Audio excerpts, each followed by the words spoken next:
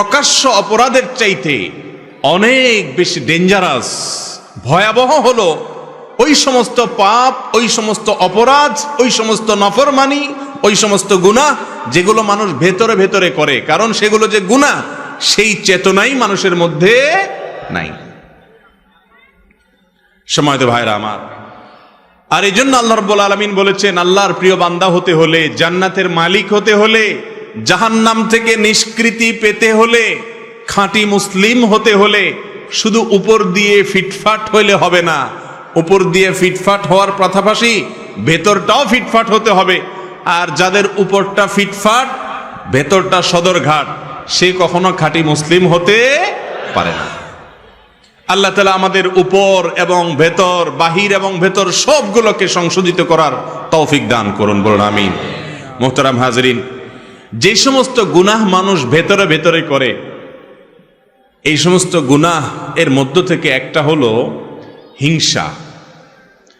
সিরিয়ালে অনেকগুলো বলা যাবে, কিন্তু আমি মাত্র এক দুইটা নিয়ে আজকে আলোচনা করব, খুব বেশি সময় নেব না। হিংসা এটা একটা গুনাহ, সগীরা গুনাহ না, কবিরা গুনাহ। এই হিংসা নাই এমন কোন মানুষ আছে? কঠিন। কারোর মধ্যে মাত্রা বেশি, কারোর মধ্যে কম, কিন্তু কম বেশ হিংসা সবার ভেতরে থাকে। ইল্লা মার রাহিমা রাব্বি, আল্লাহর কিছু খাঁটি বান্দা, তাদের কথা ব্যতিক্রম। যারা হাসাদ, কোরআনের ভাষায়, হাদিসের ভাষায় এটাকে বলা হয়েছে হাসাদ, বাংলায় বলি আমরা হিংসা। এই হিংসা নামক রোগ থেকে পরিচ্ছন্ন এবং মুক্ত মানুষের সংখ্যা একেবারেই কম। আপনি নামাজি রোজাদার মানুষ পাবেন, হজ করা মানুষ পাবেন, ফজর পর্যন্ত ওয়াজ করতে রেডি আছে, প্রস্তুত আছে, এরকম মানুষও পাবেন। কিন্তু মনটাকে হিংসা থেকে মুক্ত করা মানুষ পাওয়া বড় কঠিন। এই হিংসাটা, এটার পরিচয় হলো অন্য কারোর ভালো দেখলে নিজের ভিতরে অস্থির লাগা, অন্যের ভালো দেখলে নিজের কষ্ট লাগা, খারাপ লাগা, এটাকে বলে কি? হিংসা। এই রোগটা আমাদের মধ্যে আছে না নাই? প্রত্যেকটা মানুষ কারোর না কারোর সাথে তার একটা কম্পিটিশন থাকে, একটা প্রতিযোগিতা থাকে। যার সাথে তার প্রতিযোগিতা থাকে, ওই লোকটা একটু আগায় গেলে, ভালো পারলে, কোনো অ্যাচিভ হলে, কোনো ভালো অর্জন করলে, আপনার মনের ভেতরে যদি জ্বালা পোড়া শুরু হয়, আপনি যদি মনে মনে কামনা করেন তার ক্ষতিটা হোক, তাহলে এটার নাম হলো হিংসা। এই হিংসা কি সওয়াবের কাজ না গুনার কাজ? সগীরা গুনাহ না কবিরা গুনাহ? কবিরা গুনাহ। কিরকম কবিরা গুনাহ জানেন? আল্লাহু আকবার। রাসূল করিম সাল্লাল্লাহু আলাইহি ওয়াসাল্লামের বিভিন্ন হাদিস থেকে বোঝা যায়, হিংসা মানুষের ভালো ভালো নেকামল গুলোকে ভেতরে ভেতরে, ক্যান্সার যেরকম ভেতরে ভেতরে মানুষকে শেষ করে দেয়, মানুষের নেকামল গুলোকে ভেতরে ভেতরে সব নষ্ট করে দেয়। আগুন যেরকম কাঠকে জ্বালিয়ে পুড়িয়ে ভস্ম করে ছাই করে ফেলে দেয়, ঠিক একইভাবে হিংসা নামক ব্যাধি যদি কারোর অন্তরে থাকে, ভেতরে থাকে, এটা দেখা যায় না, এটা গোপন গুনাহ, তাহলে মানুষের সমস্ত নেকামলকে ভেতরে ভেতরে শেষ করে দেয়। সে আমল করে করে পাহাড় জমায়, এদিকে হিংসার কারণে তার সমস্ত আমল ছাই হয়ে যায়, বরবাদ হয়ে যায়। ভাইরা আমার, এই জন্য হিংসা নামক এই ভাইরাস থেকে নিজের বুকটাকে পরিচ্ছন্ন করার চেষ্টা করতে হবে। আল্লাহ তাআলা আমাদেরকে তৌফিক দান করুন। রাসূল করিম সাল্লাল্লাহু আলাইহি ওয়াসাল্লাম বলেছেন, আবু হুরায়রা রাদিয়াল্লাহু তাআলা হাদিস বর্ণনা করেছেন, লা তাহাসাদু, ও মুসলমানরা তোমরা একে অন্যের প্রতি হিংসা করো না। নবীজি নিষেধ করেছেন, এজন্য হিংসা করা হারাম। ওয়ালা তানাজাসু, তোমরা একে অন্যের বেচাকেনাতে মধ্যখান দিয়ে ঢুকে ডিস্টার্ব করিও না, ক্ষতি করিও না, প্রতারণা করিও না। ওয়ালা তাবাগাদু, এবং তোমরা একে অন্যের প্রতি শত্রুতা অন্তরে রাখিও না। ওয়াকুনু ইবাদাল্লাহি ইখওয়ানা, আর তোমরা আল্লাহর বান্দা ভাই ভাই হয়ে থাকো। এখন কারোর সাথে আপনার শত্রুতা নাই এমন কোন মানুষ আছে? শত্রুতা যে অন্তরের ভেতরে রাখি আমরা, এটা তো দেখা যায় না। দেখা যায়? মুশকিল হলো উপর দিয়ে আপনি হাসতেছেন, মুস্কি হাসি দিচ্ছেন, অথচ তলে তলে আপনি তার প্রতি আপনার শত্রুতা আছে, আপনার হিংসা আছে। এই রোগটা দেখা যায় না, হিংসাটা দেখা যায় না। এই জন্য এটা বাতিনি গুনাহ, ভেতরের গুনাহ। ভেতরের গুনাহ অনেক মারাত্মক, অনেক ডেঞ্জারাস। ক্যান্সার ভেতরে হয়, বাহিরে হয় না। এই জন্য সেটা অনেক বেশি ডেঞ্জারাস। প্রিয় ভাইরা আমার, হিংসার গুনাহ, এটা থেকে নিজেকে পবিত্র করা না গেলে যত নেকামল আপনি করেন, যত ভালো কাজ আপনি করেন, যত তেলাওয়াত জিকির আপনি করেন, আল্লাহ রাব্বুল আলামিনের কাছে ওই আমলের সওয়াব পাওয়ার আশা করা বড় কঠিন। জান্নাতি মানুষ, তাদের মার্কা কি জানেন? জান্নাতি মানুষদের একটা বড় মাপের মার্কা হলো তারা নিরীহ কিসিমের হবে। একবার রাসূল করিম সাল্লাল্লাহু আলাইহি ওয়াসাল্লাম সাহাবীদেরকে বললেন, তোমরা একটু অপেক্ষা করো, একটু পরে একটা লোককে দেখতে পাবে যে লোকটা জান্নাতি। এখন জান্নাতি নবী করিম সাল্লাল্লাহু আলাইহি সাল্লাম রীতিমতো বলে দিচ্ছে নিশ্চয়তার সাথে যে একটু পর একটা লোক আসবে এখানে, তোমরা খেয়াল করো কে আসে, যে আসবে সেই লোকটা জান্নাতি। সাহাবা একরাম যারা জান্নাতের পাগল, এই কথা শুনে তারা তো সবাই অত্যন্ত সতর্কতার সাথে অপলক দৃষ্টিতে চেয়ে আছে কে আসে। দেখা গেল একজন লোক, যে লোকটাকে দেখে তারা ব্রু কুচকাতে লাগলেন। সবাই মনে করেছেন এটা বোধহয় আবু বকর, ওমর, ওসমান, আলী, এরকম সিনিয়র কোন বড় সাহাবী, তারাও জান্নাতি সুসংবাদ প্রাপ্ত ইনশাআল্লাহ। তারা মনে করেছেন এরকম কোন প্রসিদ্ধ সাহাবী হয়তো আসবে, কিন্তু দেখা গেল এমন একজন লোক আসলেন যিনি অখ্যাত, কেউ তাকে তেমন বেশি চিনে না, গুরুত্ব দেয় না। নবী করিম সাল্লাল্লাহু আলাইহি সাল্লামের এই কথা শোনার পর সাহাবা একরাম চিন্তা করলেন, নবীজি যেহেতু বলেছেন লোকটা জান্নাতি, তার মুখ থেকে সুসংবাদ পাওয়া, অতএব গুলি মিস হলে এটা তো মিস হতে পারে না, এই লোকটা তো জান্নাতি অবশ্যই হবে। তাহলে কি এমন আছে তার ভেতরে যে সেই গুণের কারণে সে জান্নাতি? এই জন্য সাহাবা একরাম দের একটা দল কয়েকজন মিলে ওই সাহাবীর বাসায় সিসি ক্যামেরা বসাইলেন। সিসি ক্যামেরা মানে আজকালকার যুগে সিসি ক্যামেরা না, মানে মনিটরিং বসাইলেন। তারা খবর নিতে শুরু করলেন যে এই লোকটা কি করে। ওনারা মনে করছেন এই লোক বোধহয় সারাদিন রোজা রাখে আর সারা রাত দাঁড়িয়ে নামাজ কালাম পড়ে, এই জন্য কি নামাজ পড়ে, কি দোয়া পড়ে রাত্রে, এটা জেনে তারাও জান্নাতি হবেন সে আশায় ওই সাহাবীর ব্যক্তিগত জীবনকে পর্যবেক্ষণ করা শুরু করলেন। বহু চেষ্টা করে কয়েক রাত পর্যন্ত তার বাড়ির আশেপাশে অবস্থান নিয়ে সাহাবীরা তেমন কিছু উদ্ঘাটন করতে পারলেন না। দেখলেন না, এশা পড়ে যায়, শুয়ে যায়, আবার ফজরের সময় মসজিদে আসে, হয়তো বড় জোর তাহাজ্জুদটা পড়ে, আর বাকি রাত্রে তো নাক ডাকে আমাদের মতো ঘুমায়। লোকটা জান্নাতি, নবীজির মুখ থেকে সংবাদ পেয়ে গেল, কাহিনীটা কি? ওনারা নিজেরা উদ্ধার করতে যখন ব্যর্থ হলেন, এবার ওই লোকটাকে ধরছেন সাহাবীরা, যায় বলছেন, ভাই তোমার সম্পর্কে নবীজি এরকম কথা বলেছেন, কি এমন আমল তুমি করো আমাদেরকে একটু বলে দাও ভাই।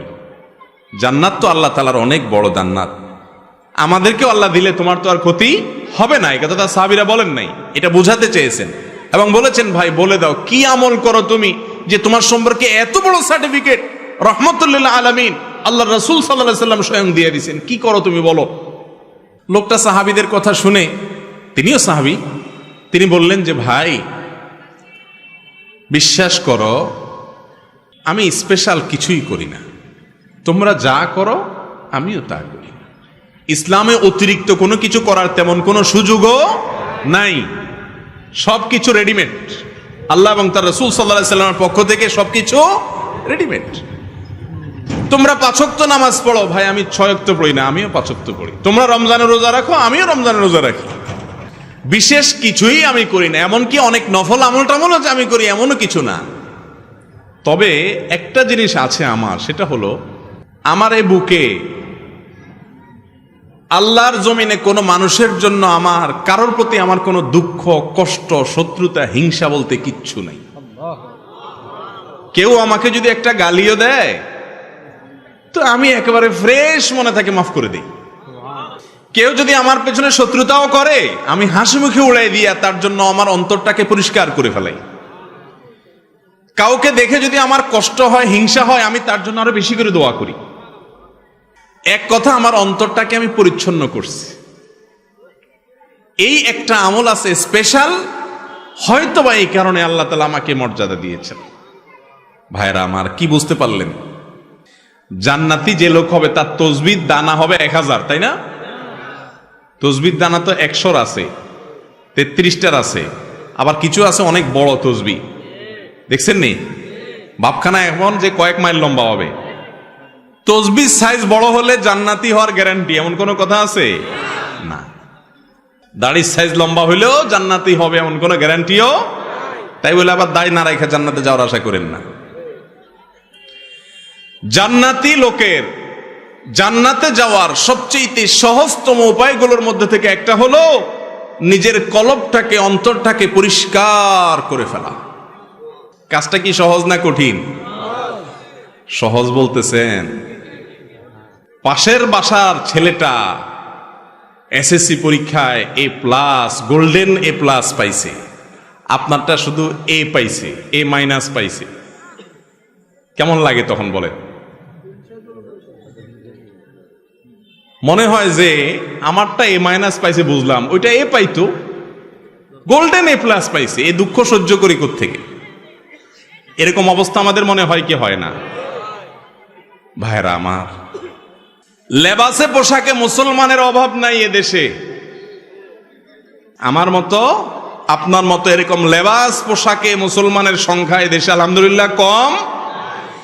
ভেতর থেকে মুসলমান এর সংখ্যা এই দেশে অনেক কম। মালিক আমাদের অন্তরগুলোকে আপনি পরিষ্কার করে দেন।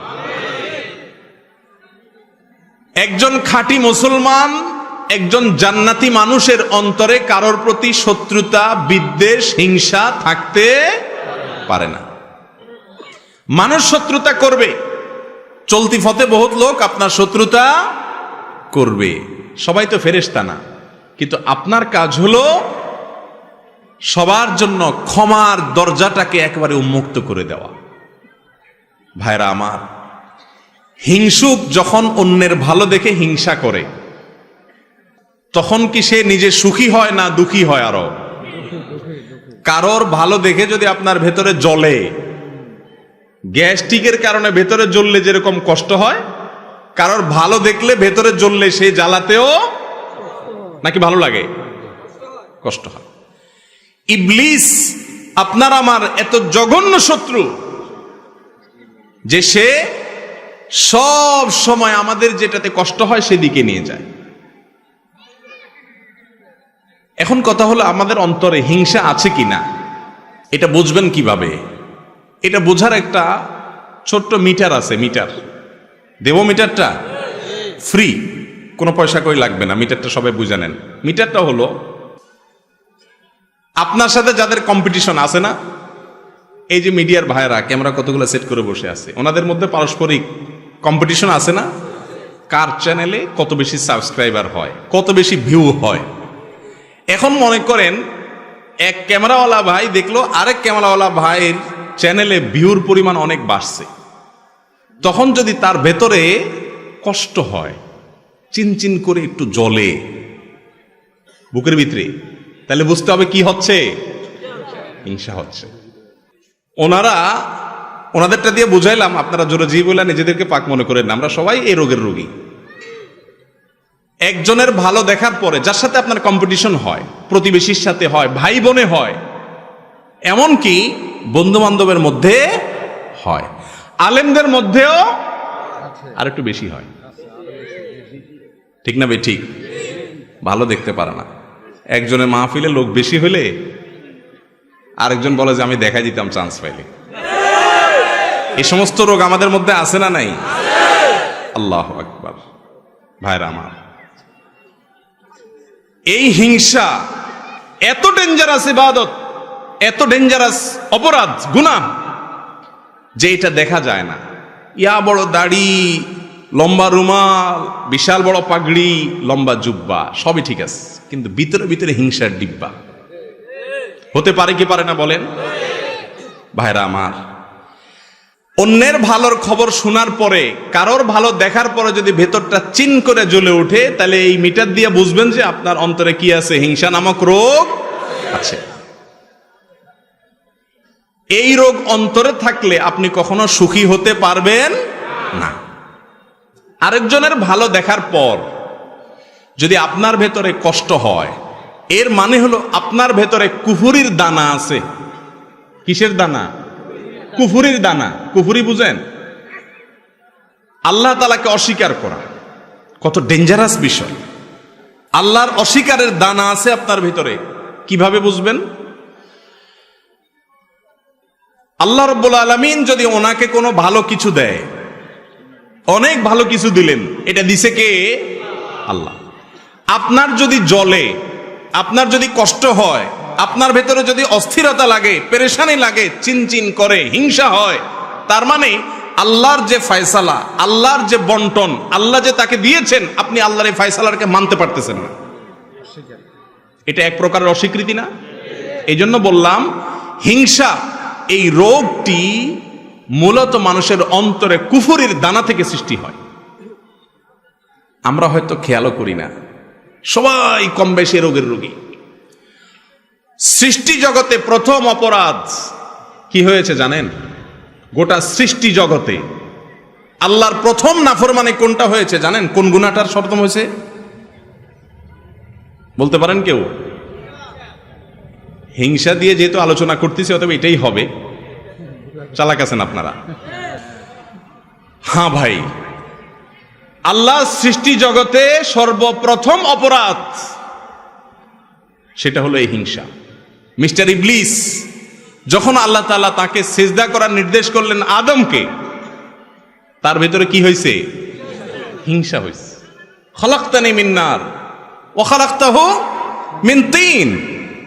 তাকে মাটি থেকে তৈরি করছেন আল্লাহ, তাকে আমি সিজদা করব, এত মর্যাদা মাটির। হিংসা হয়েছে। এই হিংসার পরবর্তী গুনাহটা হয়েছে তাকাব্বুর, অহংকার। সেখান থেকে হয়েছে কুফরি। হিংসার মতো অপরাধ, যেটাকে আমরা অপরাধ মনেই করি না, জেনাকে অপরাধ মনে করি, চুরিকে অপরাধ মনে করি, মাদককে অপরাধ মনে করি, নামাজ ছাড়াকে অপরাধ মনে করি, বেপরদাকে অপরাধ মনে করি, গালিগালাজকে অপরাধ মনে করি, মানুষ হত্যাকে অপরাধ মনে করি, কারণ এগুলো সব দৃশ্যমান।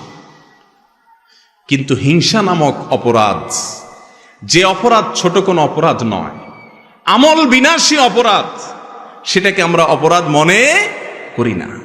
ভাইরা আমার, আজ থেকে আপনার বুকে নিজে হাত দিয়ে চিন্তা করবেন, কল্পনা করবেন, ভাববেন কারোর ভালো দেখলে আপনার জ্বলে কিনা। পারবেন না ইনশাআল্লাহ? যে যদি দেখেন যে হ্যাঁ কারোর ভালো দেখলে আপনার ভেতরে জ্বলে, তাহলে বুঝতে হবে আপনার ভেতরে হিংসা আছে। এটাকে নোট করে ফেলবেন। নোট করার পর প্রতিজ্ঞা করবেন যে এই হিংসা আমি দূর করব। দূর করা ভেরি ইজি। রোগ ধরাটা হলো মূল। আপনি যদি ধরতে পারেন যে আপনার অন্তরে অমুকের প্রতি হিংসা আছে, ওনার প্রতি হিংসা আছে, এটা যদি আপনি ধরতে পারেন, তাহলে ইনশাআল্লাহ ট্রিটমেন্ট ভেরি ইজি। আমি ট্রিটমেন্ট বলতেছি একেবারে সহজ, কিন্তু আগে আপনাকে খুঁজে বের করতে হবে কার প্রতি আমার হিংসা হয়। খুঁজে বের করার পর দ্বিতীয় কাজ হলো চিন্তা করবেন, আমি যদি হিংসা করি তাহলে কেমন যেন আমি আল্লাহর ফয়সালাকে অস্বীকার করলাম। ঠিক না? ঠিক বলেন। আল্লাহ তাআলা পাশের বাসার আমার প্রতিবেশীর ছেলেকে মেয়েকে ভালো রেজাল্ট দিয়েছেন, এই দানটা তো আল্লাহর, তো আমার আল্লাহ দিয়েছেন, আমার যদি কষ্ট লাগে তার মানে আল্লাহর বন্টনটাকে আমি মানলাম না। ডেঞ্জারাস ব্যাপার, কুফরি। এটা মানুষকে আস্তে আস্তে ওই ইবলিসকে যেরকম কাফের বানিয়ে দিয়েছে, আস্তে আস্তে মানুষকে কুফরি পর্যন্ত নিয়ে যায়। এই কথার যখন চিন্তা করবেন, তখন ইনশাআল্লাহ নিজের ভেতরে হিংসা দূর হওয়ার প্রাথমিক পদক্ষেপ চলে আসবে। যে এটা তো আল্লাহর বন্টন, আমি হিংসা করে কি লাভ হবে। হিংসুক হিংসা করে পৃথিবীর কারোর কোনো ক্ষতি করতে পারে না। বরং আপনি কি করবেন, ওই মালিকের সাথে কথা বলা শুরু করবেন, বলবেন মালিক তুমি তাকে দিয়েছ, তোমার ভান্ডারে তো কোনো কমতি নাই, তাকে দিয়েছ তার জন্য আমার কোনো কষ্ট নাই, আরো দাও, কিন্তু আমাকেও দাও সাথে মালিক। ব্যাস, এটার নাম হলো গিবতা, বাংলা বলে ঈর্ষা। এটা খারাপ না, এটা জায়েজ আছে। কারোর ভালো দেখছেন, দেখার পরে বললেন যে আল্লাহ তাকে আপনি দিয়েছেন, এটা নিয়ে আমার আপত্তি নেই মালিক, আপনি সিদ্ধান্ত নিয়েছেন দেওয়ার, অতএব নিশ্চয়ই এর ভেতরে কল্যাণ আছে, আপনার ফয়সালার প্রতি আমার কোনো অভিযোগ নাই মালিক, তাকে দিয়েছেন আরো দেন, আমাকেও দেন। হলো কি ঈর্ষা। এই ঈর্ষাটা হিংসার মতো নিন্দনীয় বা খারাপ না। যদি আপনার মনের ভেতরে কারোর প্রতি হিংসা হয়, আল্লাহর কসম করে বলতেছি, পরীক্ষা করে দেখেন, নিজের ভেতরে অ্যাপ্লাই করে দেখেন, প্রয়োগ করে দেখেন। যদি আপনি হিংসার রোগ ধরতে পারেন যে অমুকের উন্নতিতে আমার ভেতরে জ্বালা পড়া শুরু হয়েছে, এরপরে আল্লাহর সাথে যদি কথা বলেন, আল্লাহ ওনাকে দিয়েছেন ভালো কথা, আমি আপনার নাখান্দা গোলাম, আমার হয়তো উপযুক্ততা নাই, তার হয়তো কোনো গোপন ভালো আমলের কারণে তাকে দিয়েছেন, আল্লাহ আমাকেও দেন। এভাবে যদি আল্লাহর সাথে কথা বলেন, দেখবেন যে হিংসা অর্ধেক মন থেকে এমনি দূর হয়ে গেছে। এরপরে দ্বিতীয় যে কাজটা করবেন তা হলো, তারপরেও যদি দেখেন না চিনচিন করে জলে জলে, এবার অ্যান্টিবায়োটিক দিবেন। অ্যান্টিবায়োটিক কি জানেন? অ্যান্টিবায়োটিক হলো নিজের প্রতি নিজের সংগ্রাম। এবার এটাকে বলে আত্মসংগ্রাম, নিজের বিরুদ্ধে নিজে যুদ্ধ করতে হবে। এখন এবার আপনাকে অ্যান্টিবায়োটিকে যেতে হবে, অপারেশনও বলতে পারেন।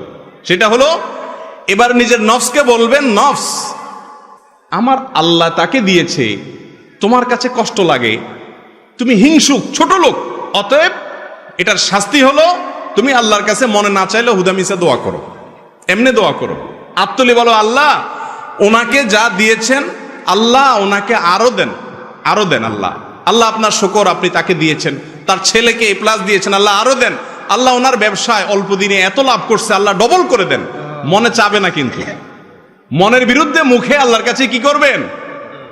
এটা বললে আপনার ভেতরকার যে প্রবৃত্তি, আত্মা, নফস, এই নফস রুসওয়া হবে, বেইজ্জত হবে, লাঞ্ছিত হবে, এবং ইনশাআল্লাহ হিংসা থেকে সে আস্তে আস্তে সরে আসবে।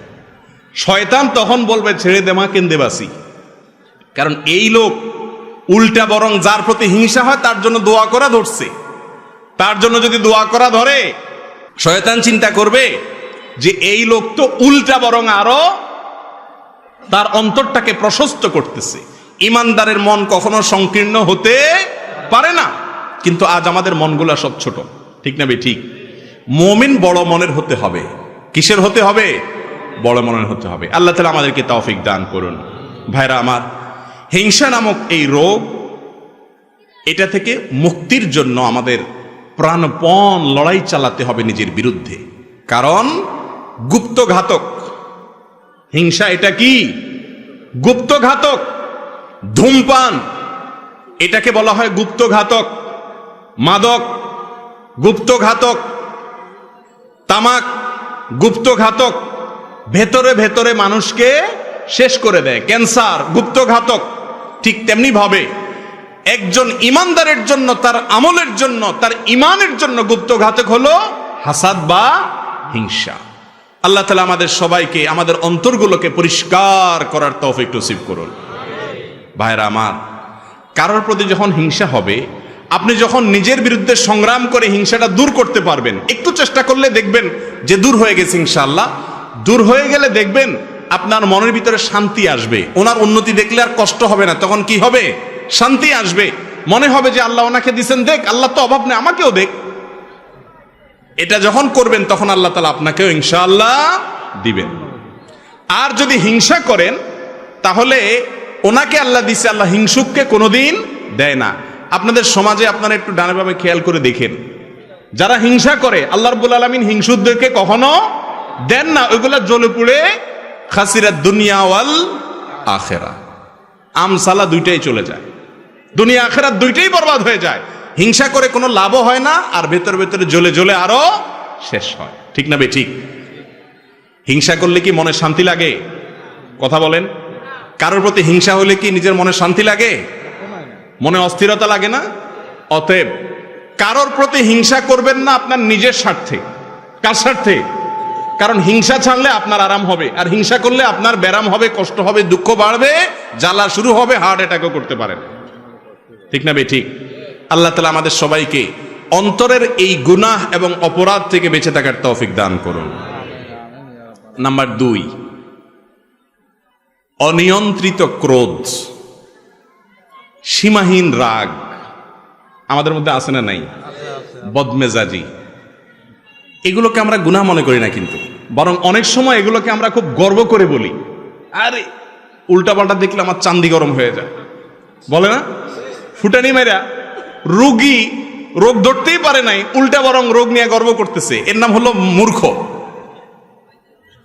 বদমেজাজ, হটমেজাজ, কথায় কথায় রাগ নিয়ন্ত্রণের বাইরে চলে যায়, আবার গর্ব করে ফুটানি মেরে বলে কি, আমি উল্টাপাল্টা কিছু দেখলে আমার মাথা ঠিক থাকে না, আমি একদম সহ্য করতে পারি না।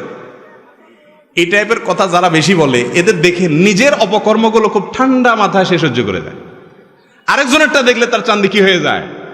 গরম হয়ে যায়। রোগী, এর নাম হলো কি? রোগী। নামাজ পড়ে, রোজা রাখে, দাড়ি টুপি আছে, জুব্বা পাগড়ি আছে, পাঞ্জাবি আছে, সবকিছু আছে, কিন্তু তার চরিত্র হলো সে বদমেজাজ। এ কখনো ভালো মুসলমান হতে পারে না। এটাও একটা রোগ, এটাও একটা রোগ। এই রোগটা ভেতরে থাকে, কিন্তু এটা সিমটম বাহির হয়ে যায়। রাগ হইলে প্রকাশ হয় না, প্রকাশ হয় বাহিরে, কিন্তু রোগের ঠিকানা কোথায়? ভেতরে, অন্তরে, বাতিনি গুনাহ। আল্লাহ রাব্বুল আলামিন কোরআনে কারীমে বলেছেন, ওয়াল কাযিমিনাল গায়যা ওয়াল আফিনা আনিন নাস ওয়াল্লাহু ইউহিব্বুল মুহসিনিন।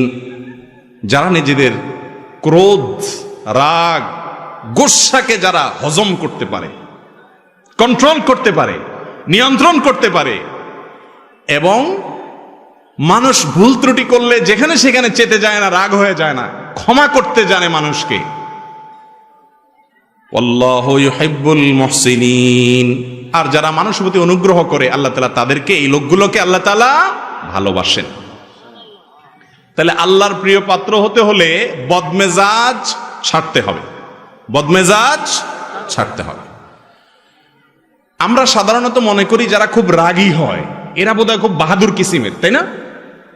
খুব মারাত্মক রাগ উঠলে একেবারে লাল হয়ে যায়, সব এলোমেলো করে ফেলা। আমরা মনে করি যে লোকটা বোধহয় বাহাদুর কিসিমের। আপনারা আমাদের প্রিয় নবী সাল্লাল্লাহু আলাইহি সাল্লামের মূল্যায়ন শুনলে হেসে দিবেন, হুবহু উল্টা। সাহাবীরা একবার কোথাও দেখলেন যে দুজন কুস্তি লাগছে, একজন খুব পলোয়ান কিসিমের, সে বারবার তার প্রতিপক্ষকে একেবারে চিৎপটাং করে কাজ করে ফেলে দিচ্ছে, তার সাথে পারে উঠতেছে না কোনোভাবে। তখন সাহাবীরা বলেছে, মাশাআল্লাহ, শাদীদ, খুব শক্তিশালী লোকটা। নবী করিম সাল্লাল্লাহু আলাইহি সাল্লাম তখন সাহাবীদেরকে বলেছেন যে, আরে না, তোমরা এই লোকটাকে খুব শক্তিশালী মনে করছো, আসো আমি দেখাই এর চেয়ে শক্তিশালী লোককে। তখন নবী সাল্লাল্লাহু আলাইহি সাল্লাম বলেছেন, আলা আদুল্লুকুম মান হুয়া আশাদ্দু মিনহু, এই লোকের চাইতে আরো শক্তিশালী মানুষের কথা বলবো না তোমাদেরকে আমি? দেখবা? সাহাবী ভাই আসলে অবশ্যই দেখান কে সেই লোক যে এর চাইতে বড় ফলোয়ার আছে আমাদের এই মদিনা শহরে, কে সে? তখন নবী করিম সাল্লাল্লাহু আলাইহি সাল্লাম বলেছেন, রাজুলুন যালামাহু রাজুলুন, এক ব্যক্তি, তার প্রতি কেউ জুলুম করেছে।